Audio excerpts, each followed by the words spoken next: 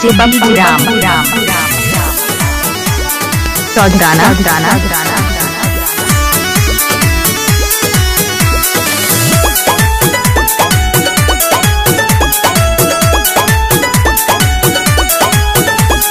बीत गेलै उ जमाना जबरी है हमके करो दीवाना जबरी है हमके करो दीवाना। अब बीत गेलै उ जमाना जबरी है हमके करो दीवाना।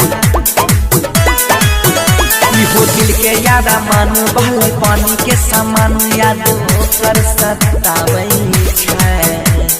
जब कोई प्यार के गीत गाबै छै तब तब पगली हथियाबै छै। जब कोई प्यार के गीत गाबै छै तब तब पगली हथियाबै छै।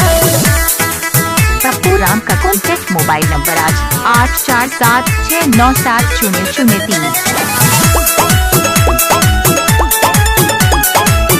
हेलो डीजे बप्पू राम दिल के धड़कन है रे हमर छाती में सट के कह रहे लवर।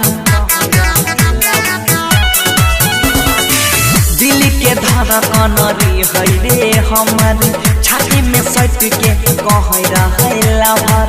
ऐसा अचानक आबि गेलै मोर रे अखिया से हमरा कहैया रे। जब से उ भेले दूर छिए हम मजबूर सपनों में आके साथ हबै छै। जब कोई प्यार के गीत गाबै छै हमारा उ पगली हथियाबै छै। जब कोई प्यार के गीत गाबै छै तब तब पगली हथियाबै छै।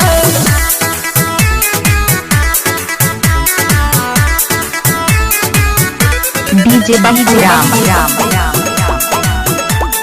चौधराना